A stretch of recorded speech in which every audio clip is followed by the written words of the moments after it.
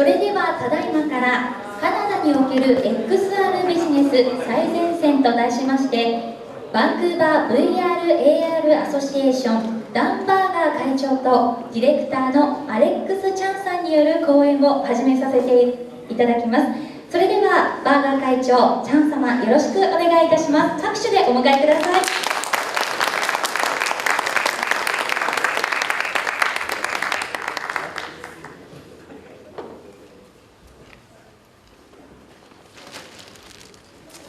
Hi everyone, I'm Dan Berger. I'm the president of the Vancouver VR/AR Association, also a partner of Shape Immersive.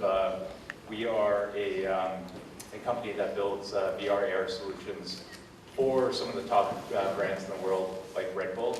My partner here, Alex, will be giving you kind of a briefing on what Shape Immersive is all about, but for this presentation I'm going to be discussing what we're doing at the Vancouver VR/AR Association. 皆さんこんにちは。バンクーバー AR/VR アソシエーションのダン・バーガーと言います。よろしくお願いします。この VR/AR アソシエーションの代表として私やらせていただいていまして、共同代表であるアレックスもここにいるんですけども、シェイプエマーシブの会社の方は彼が代表となって私は共同代表で、レッドボールさんですとか世界の各大きなメーカーさんにですね、いろんなお手伝いさせていただいているわけなんですけども、シェイプイマーシブのところはですね、アレックスが詳しく話をしますので、まず私はバンクーバー AR/VR アソシエーションについてお話しさせていただきます。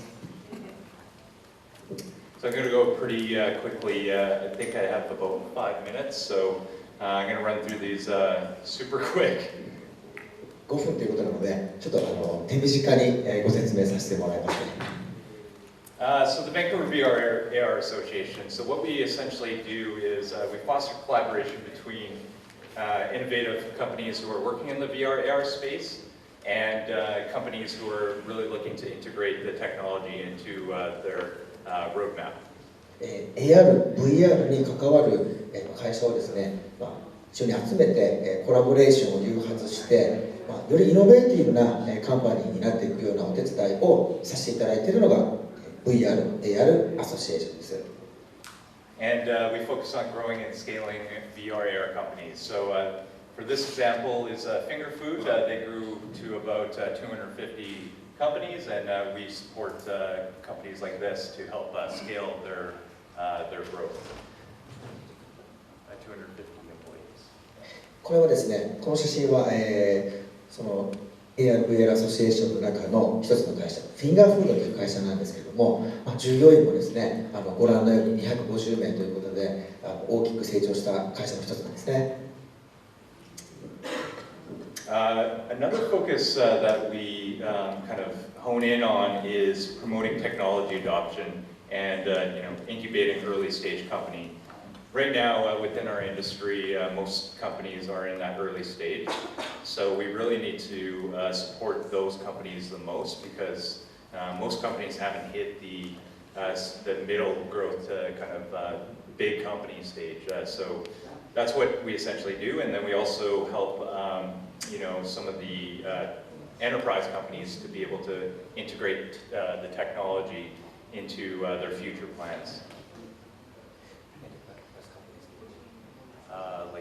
Companies like mining companies, forestry companies, brands, retail companies.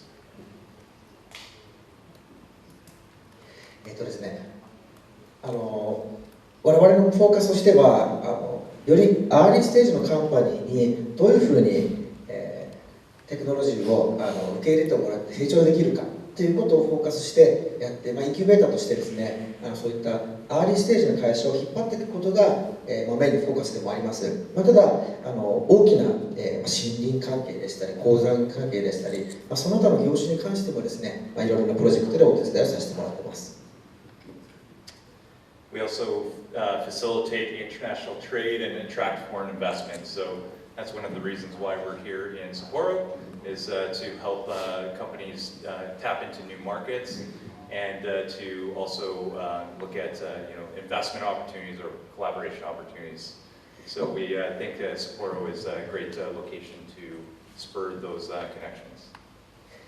このようにですね、国際貿易も、通してですね、外資も受け入れながら成長していくというふうに、我々はプロジェクトを進めてます。今回こうやって札幌に来させていただいたんですけども、札幌もですね、土地柄、業界の大きさなどを含めてですね、非常に興味深い土地だなというふうに感じております。So this slide kind of encapsulates what we do. We helped grow the ecosystem to become one of the biggest VR communities in the world. Currently, there's about 250 plus companies in the space, and we try to help the ecosystem grow into something bigger. この写真はですね、我々の AR、VR エコシステムの中にいる会社とですね、いろんなイベントしたりとか、いろんな活動している写真なんですけど、現在230社以上の会社がですね、我々のエコシステムに加盟しているわけで、この全体をですね、システム全体を大きくする、もっと大きくしていく活動っていうのを行っています。And this map kind of showcases some of the companies working in the space. So there's companies focusing on everything, tools to games, to enterprise, architecture, you name it, it's across the board. これもですね、ツール関係だったり、通信関係だったり、コンピューター関係だったり、さまざまな会社とさまざまな分野でですね、コラボレーションして、いろんなお手伝いさせてもらってるんですね。So I guess I kind of touched on it, but I'm going to get into the Vancouver VR AR ecosystem and what is behind this growth and this momentum. ここでバンクーバー AR、VR エコシステムの背景にあるですね、仕組みをちょっとご紹介したいと思います。As I mentioned before, there's about 230, 250 plus companies. It's growing every day. When I first started in the VR AR industry in 2014, 2015, there was about 15 companies in the space. And now, within 5 years, we have over 250. So it just shows the rapid growth in our industry. This is something that I see as a potential in Sapporo, is this growth, as you guys already have a lot of animation and games companies here, and that's really how the ecosystem can develop. 現在は230社以上がメンバーになっているというふうに申したんですけども、現在これぐらいの数字ありますけども、2014年に私がスタートした頃っていうのは、本当に数少なくて、50社ぐらいに限られてたんですね。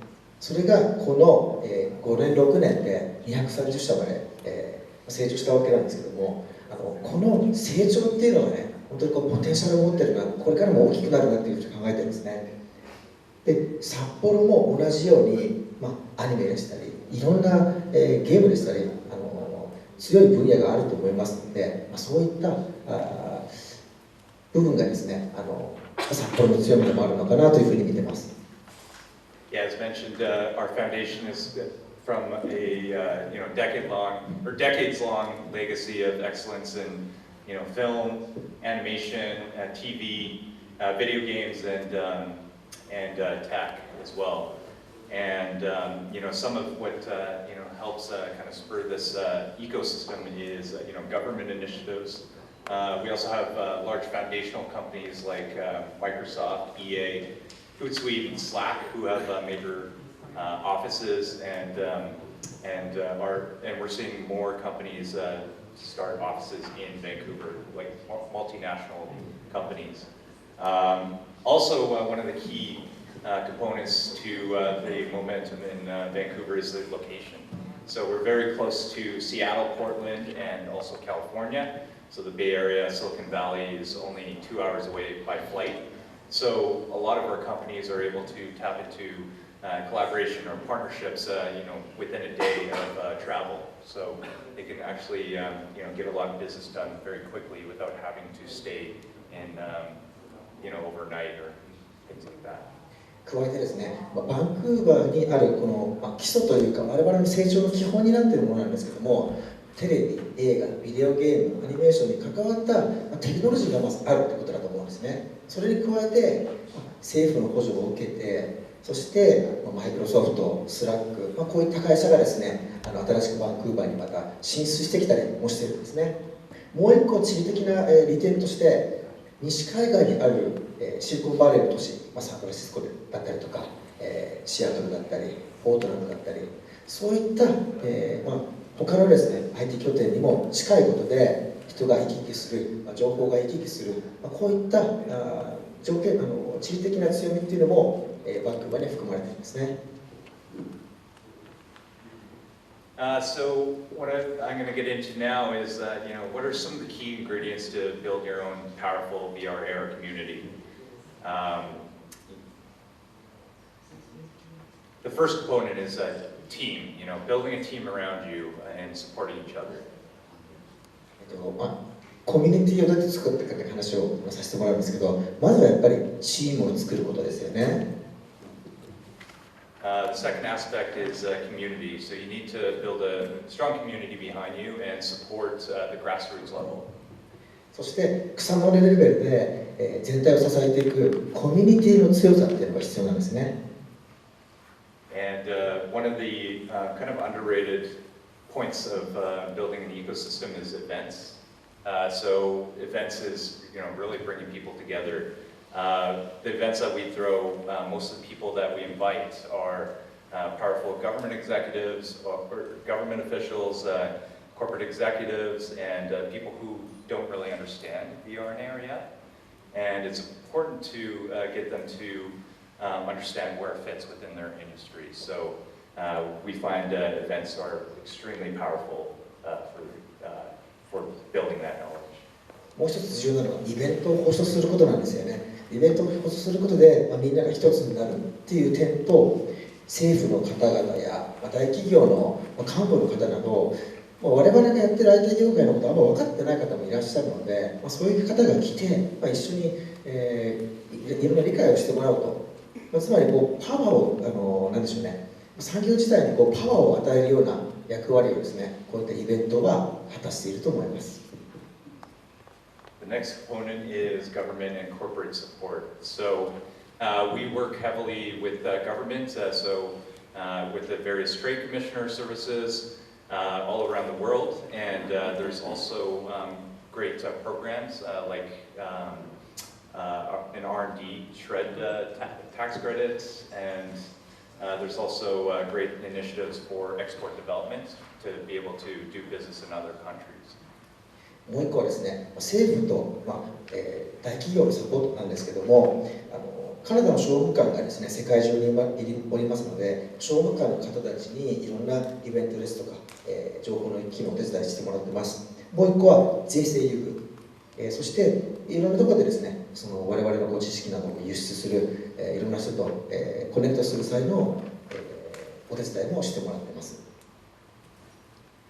The next is collaborating. Not only is it good to collaborate, within our own ecosystem locally, it's extremely important to build bridges into other countries in terms of our technology. It hasn't gained the momentum yet. We're still a few years away. So it's all about helping each other. And, one thing we can't do is hold our cards close to our chest. We need to, support each other. ここまではローカルというか地域の話をさせてもらったんですけども、次はコラボレーションになりますね。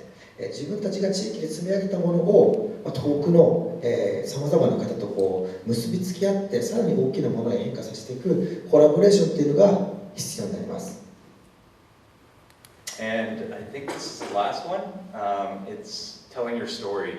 So what we've done is, we've built a great ecosystem, but the key part of that is to really tell your story. What's happening? What are some of the companies that are innovating in this space?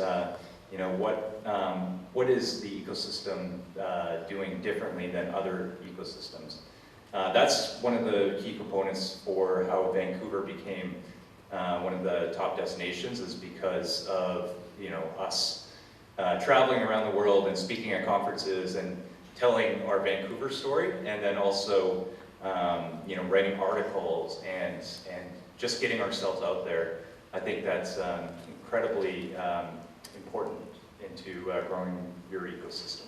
これが最後になると思うんですけれども、エコシステムを構築する上で大事なのはストーリー化するってことだと思うんですね。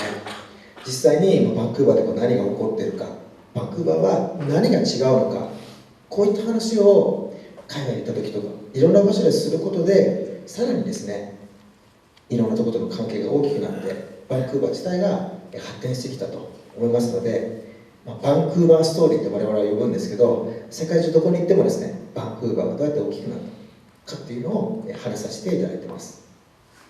And that's it. Thank you so much. 以上です。ご視聴ありがとうございました。ダン・バーガー会長、どうもありがとうございました。皆様、今一度大きな拍手をお送りください。それでは続きまして、アレックス・チャン様にお話をいただきます。どうぞ拍手でお迎えくださいませ。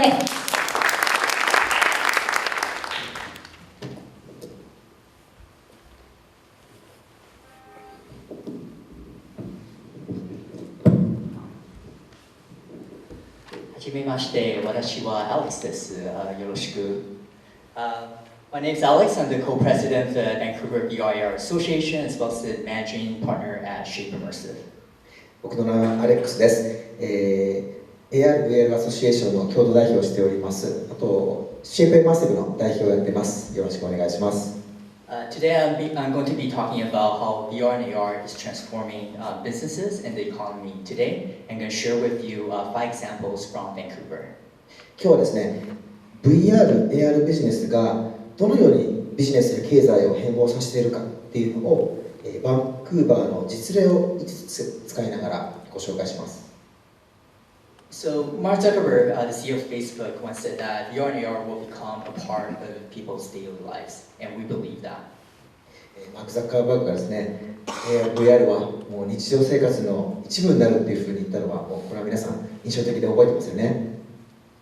In fact, in a recent report by PwC, they estimated that VR/AR will contribute at least $1.5 trillion to the global in GDP to the global economy by 2030.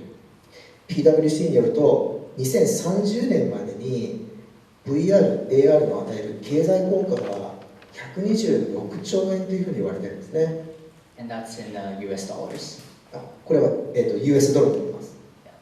So they projected that AR is actually going to contribute about $1 trillion, and VR is going to contribute about $450 billion in GDP. でですね、AR の部分が実際には84兆円、そして、ごめんなさい、AR の部分が37兆円で、VR の部分が、84兆円の、経済効果を生み出すと言われています。And if we look at the number of jobs enhanced globally by VR/AR, it's by 2030, it's going to be about 23 million jobs. And right now we're looking at about 824,000. で、向こう10年の間ですね、AR/VR にて生み出される雇用の数は2300万人というふうに言われているんですね。現在は82万人程度ですね。And if you look at some of the major VR/AR hubs around the world, in North America, Europe, China, and Japan, the GDP boost potential is massive here. こちらが最も大きな VR/AR ハブなんですけども、北米、ヨーロッパ、中国、日本ってなってますけど、伸びしろは巨大ですよね。So what are some of the categories? Well, the first one here is product and service development. And the report projected that in this category, it's going to contribute about $359 billion in GDP by 2030. こちらはですね、製品開発分野でどれぐらいにですね、経済効果をもたらすかという話なんですけども、2030年までに約229.4兆円の経済効果をもたらします。So most VR/AR startups will fall under this category. As We know that a lot of industries are in need of delivering products faster, cheaper, and more efficient. ほとんどの VR、AR のスタートアップ企業がこの分野に属しています。どこもですね、需要に対してイノベーションを図っており、より迅速に、そしてより適正価格にビジネスを行っています。So one of the examples I want to share with you is Ziva Dynamics, and Ashton over there will tell you more about it, but this is one of my favorite companies in Vancouver. こちらはですね、Ziva Dynamics という会社で、そちらにいらっしゃるアシトンさんが所属している会社なんですけども、これ非常に面白い例なのでご紹介させてもらいます。So essentially, Ziva's tool, let me just put this.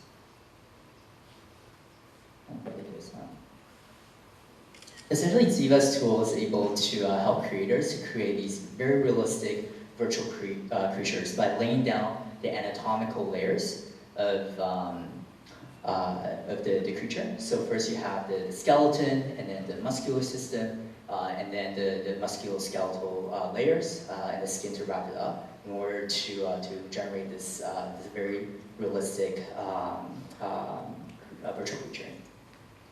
このツールを使うとですね、非常にリアリスティックな映像ができるんですけど、骨の骨格の上に筋肉を乗せて、その次骨格筋を乗せてレイヤー状にしていく技術なんですけど。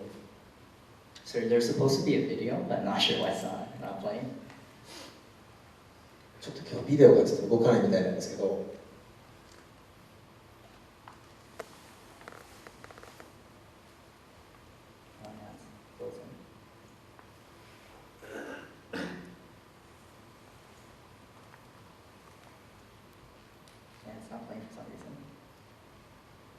Well, technology, right? It's 2020 and we're still having challenges with technology. こうやって技術でですね、こうやって問題が起きることもあるんですけど。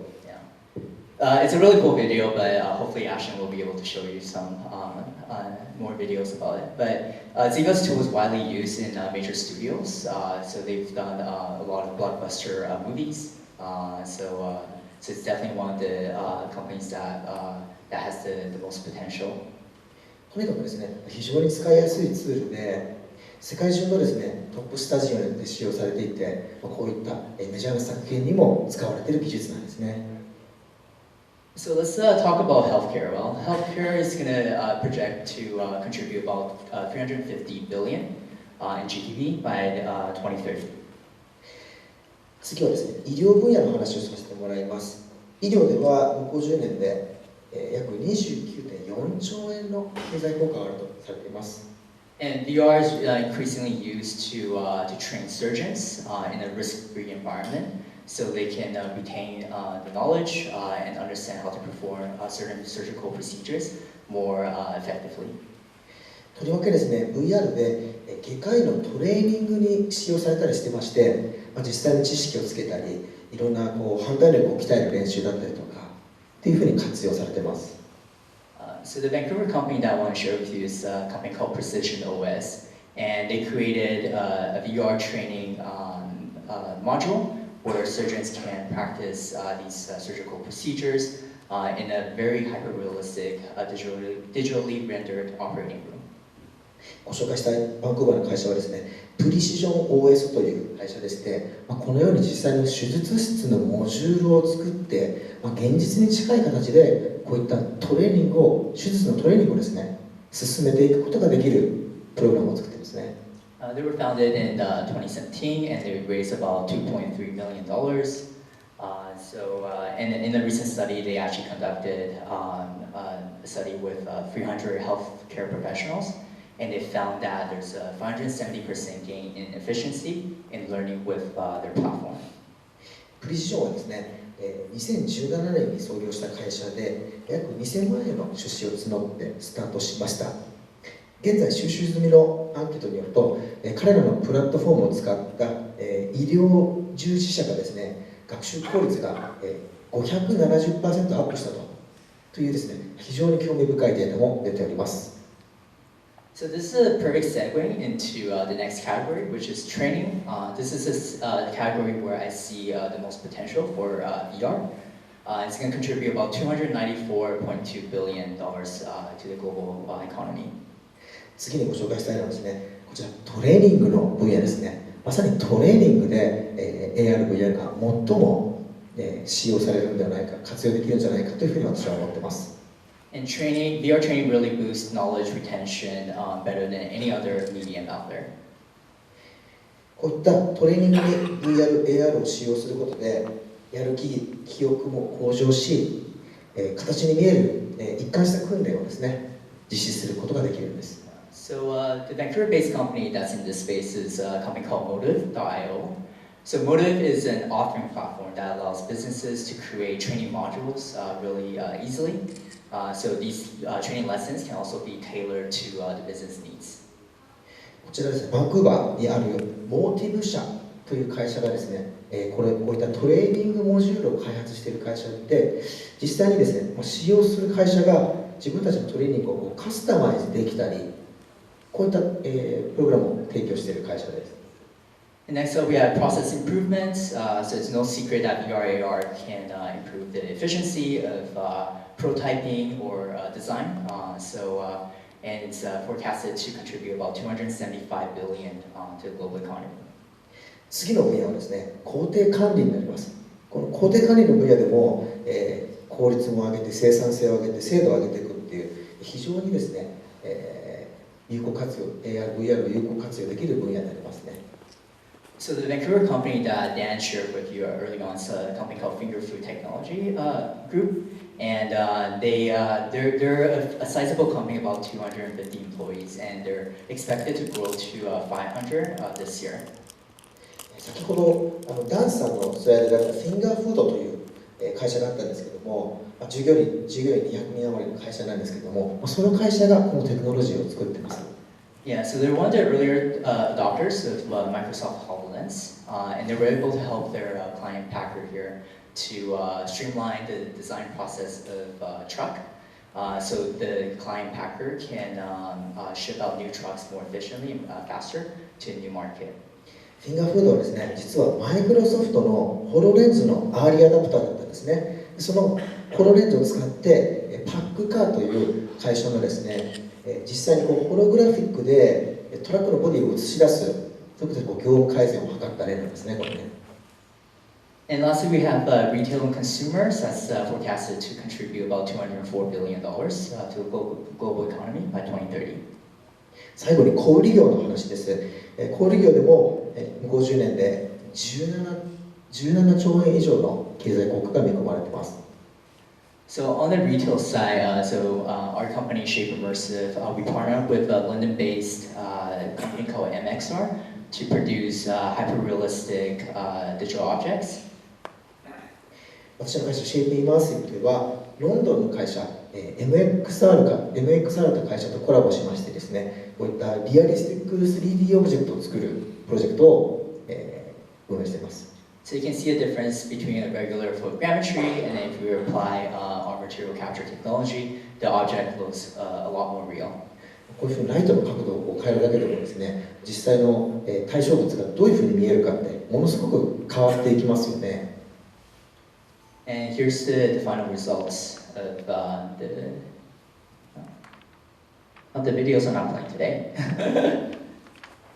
But this is supposed to be a video, but you can see how by figuring out material, we can figure out how light bounces off the material to make the digital object look more realistic. ビデオが動かないんですけど、要は言いたいことは、デジタルオブジェクトがこうあるんですけど、ライトの照らされ方によって実際どういう表現をしているかっていうのが非常に鮮明に消費者の方から見えるようになるんですね。And that's all I have for you today. So feel free to reach out to me at alex@shapeimmersive.com, or you can find me on Twitter at alextron72. Thank you. 皆さんご清聴ありがとうございました。何か質問があれば、Twitter、E-mail、こちらでもご連絡ください。ありがとうございました。ディレクターのアレックス・チャンさんでした。皆様もう一度大きな拍手お送りください。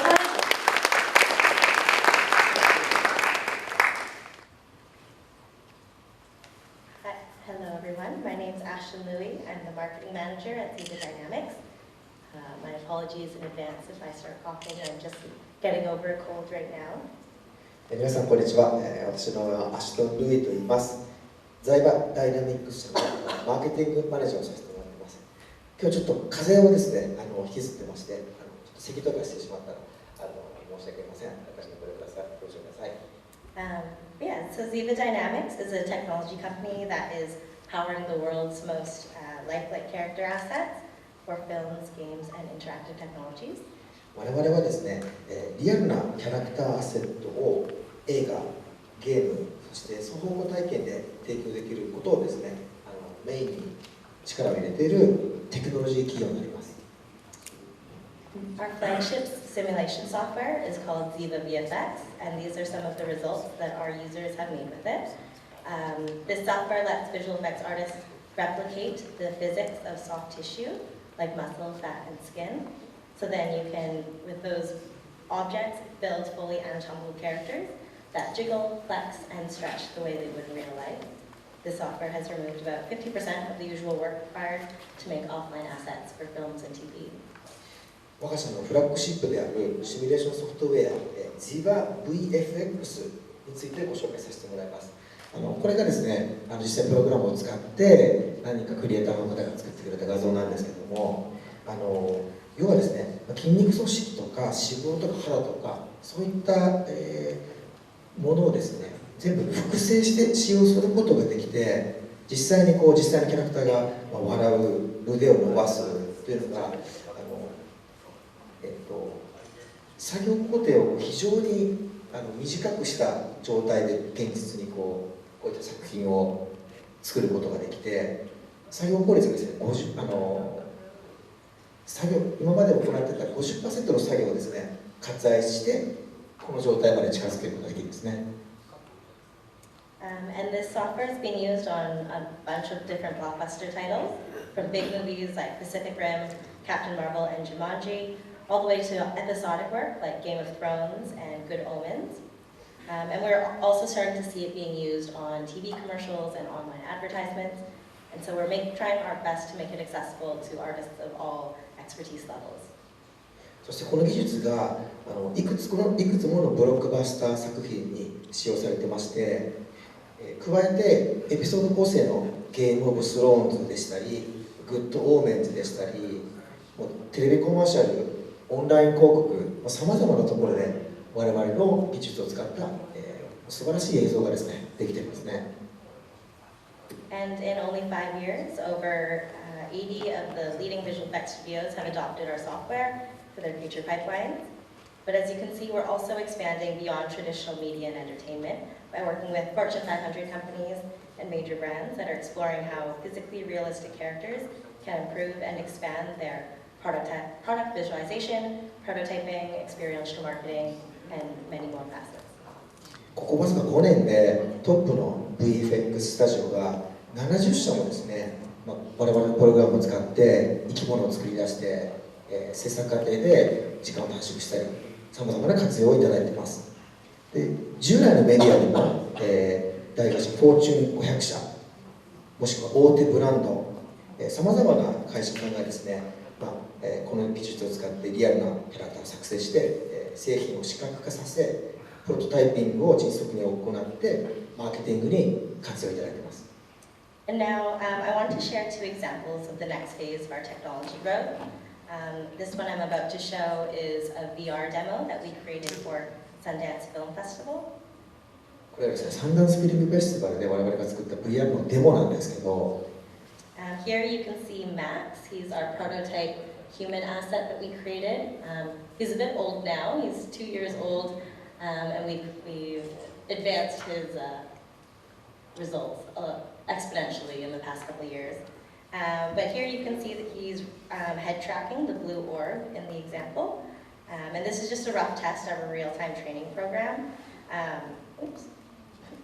which essentially enables you to take an offline asset like the biped Max, and then run a machine learning algorithm to and input minimal training data, and then he's able to do novel positions and motion. これがヒューマンアセットのマックスっていうんですけど、ヘッドトラッキングで、この青い球体が動いてるんですね。そして、この後ろの黒い物体の足で足をトラッキングしながら動いてるんですけど、アルゴリズムを使用しながら、こういった環境を作ることで短期間でこういった、作品を作ることができます。And this process of offline to real-time rendering is also unlocking many potentials for greater asset interoperability. In a couple seconds, you'll be able to see the kaiju asset from Pacific Rim. He was given to us by Legendary Films and Double Negative. We've added him to the scene because we believe assets should be able to exist across any platform. So that is an offline asset working in real time. このようなオフラインアセットを、総合運用できることで、この機能は非常にポテンシャルを大きく放つことができるんですね。先ほど後ろで動いてた怪獣のアセット、これですね。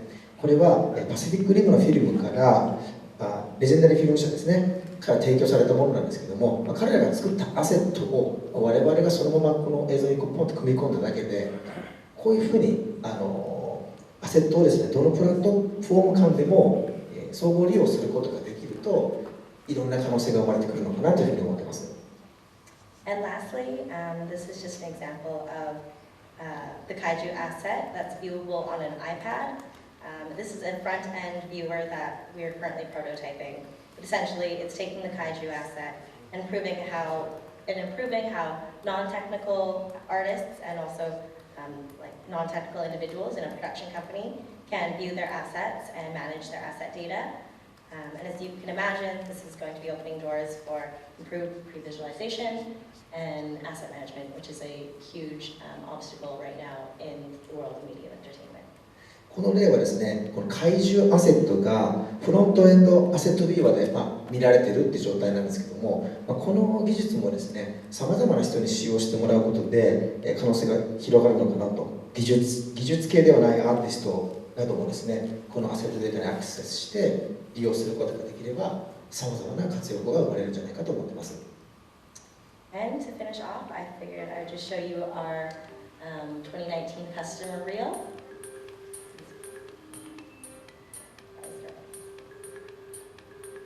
2010年に作った映像なんですけど、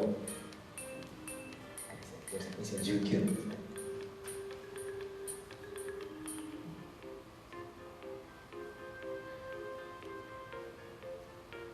So we're seeing studios from all around the world. Crazy Alien was one of the top-ranked blockbuster openings. They made, I think, over 500.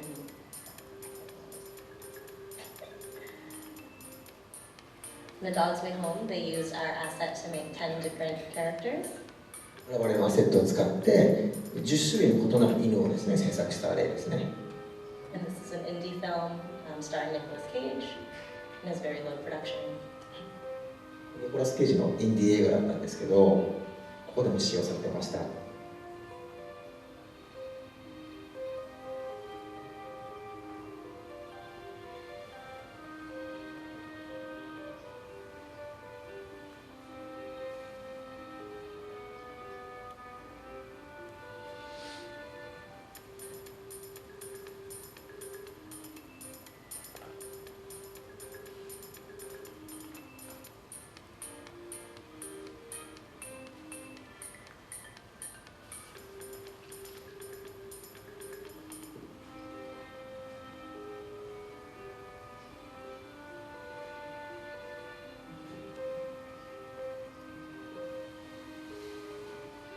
Example of student work, and this is also another student project.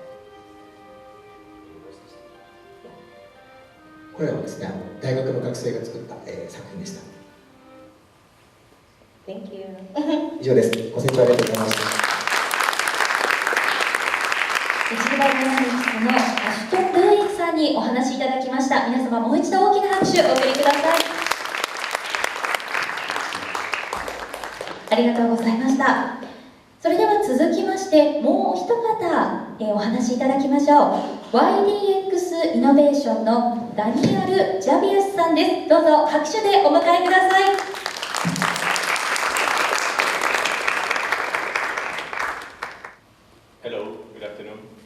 皆さんこんにちは。 My name is Daniel. I'm the CEO of YDX. YDX is now headquarters in Vancouver. We have offices in Brazil. YDX CEO のダニエルと申します。弊社はですね、バンクーバーに拠点のある会社で、ブラジルにも拠点を持っています。This is a very brief presentation. I'll be in the booth, so if you want more information, I'll be here. 今日はですね、本当にここではささっと弊社の活動を紹介してもらうので、詳しく聞きたいことは後ほどブースにお越しください。YDX has two divisions right now.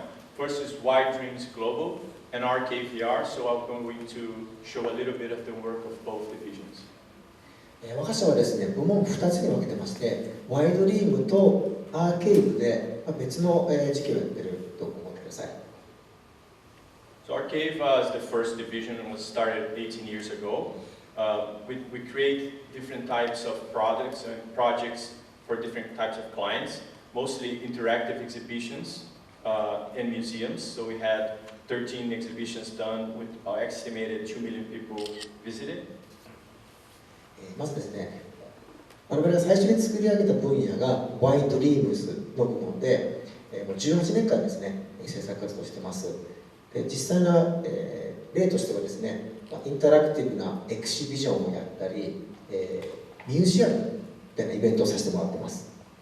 Brand activations, we work as an agency directly with some clients and helping them create branded events, booths, and activations. 2つ目はですね、ブランドのイベントをさせてもらっていまして、これも1500以上ですね、活動実績があります。20カ国で開催したことがありますね。And Smart Retail is focused on technology for commercial buildings and clients. 最後、スマートリテールということで、大会社のですね、小売業なんかにもお手伝いさせていただいているのが3つ目になります。So this is a little bit of our history. I'm not going to go into detail, but just showing we started in Europe. We worked all over the world, about around 1,500 different thousand projects, 1,500 projects, and in 2016 we went to operation to become a company listed in the Toronto Stock Exchange. これが我々のざっくりした歴史みたいな感じなんですけども、ヨーロッパで主に活動して、世界中で1500ぐらいのですね、プロジェクトをやらせてもらいました。で2016年にですね、カナダの、ストックエクスチェンジで、上場企業として上場を果たしています。So I'm going to show some examples of our work. This is one of our most popular exhibitions. It's about Brazilian F1 racer Senna, and it was done with his family to show the legacy of his work and his life. これが一番の人気のあるエキシビジョンの一つなんですけども、F1 レーサーのアイルトン・セナがどのように生きて、どういう活動をしていったかっていうのをですね、このエキシビジョンの中に詰め込んだイベントになりますね。This exhibition traveled to 11 cities and it uses different technologies from virtual reality and augmented reality to projected mapping, holographic displays, anything to tell the story about the subject. イベントとしては11の国際都市をまたいで VR、AR、そしてプロジェクトマップ、ホログラフィックなど全てを駆使してですね、セナの生きたいろんな過程をですね、こういうふうに表現をしていく、エキシビジョンになります。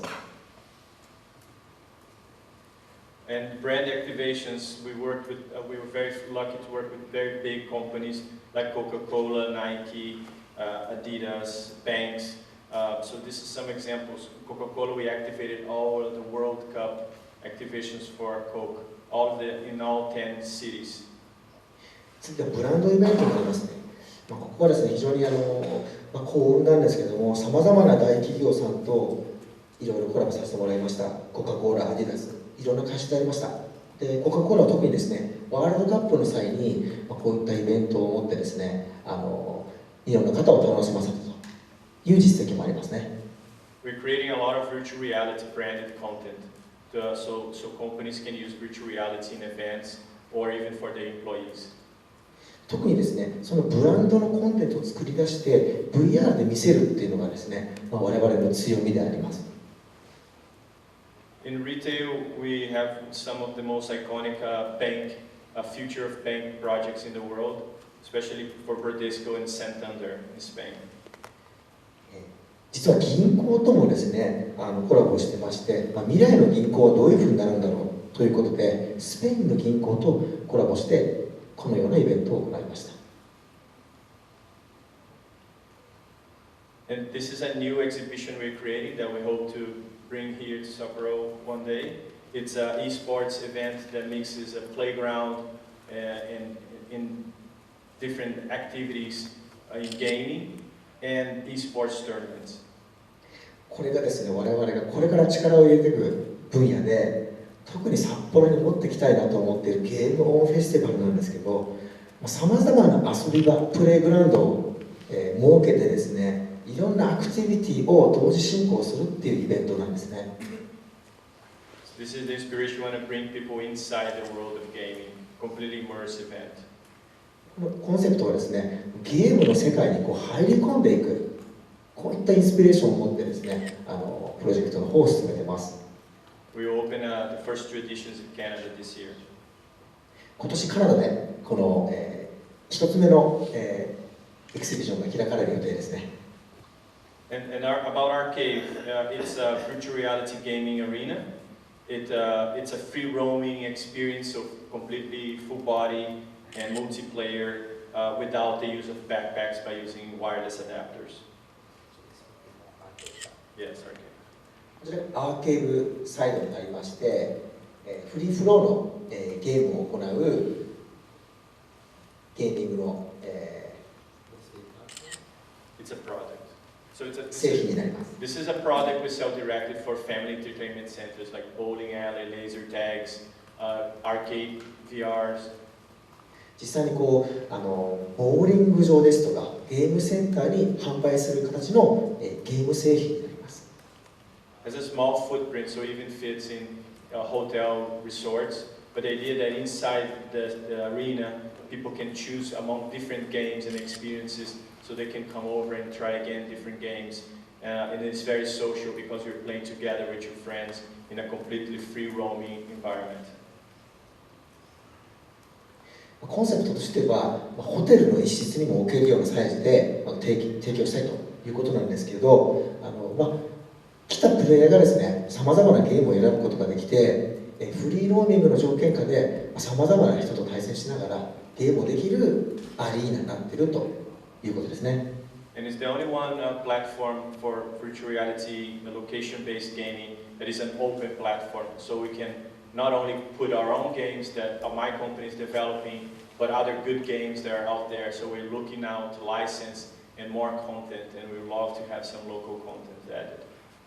そしてこのロケーション位置情報型の唯一のですねフリーローミングゲームになりますので、同じようにですねこういった技術を持っている会社で、ゲームを提供したいという方がいれば一緒にコラボレーションして製品化していくというふうにそういったパートナーも探しております。And just to finish, we are very excited that we are almost releasing the exclusive experience with Mickey Mouse and the Golden Heart, created with Disney. 近日公開になるディズニーの、こういったイベントエキシビジョンもありますので、楽しみにしていてください。Thank you. ご清聴ありがとうございました。YDX イノベーションダニエル・ジャビアスさんのお話でした。皆様もう一度大きな拍手お送りくださいませ。非常に興味深いお話をいただきました。皆様いかがでしたでしょうか。以上でカナダにおける xR ビジネス最前線およびカナダ出展企業からのショートプレゼンを終了いたします。皆様ご清聴ありがとうございました。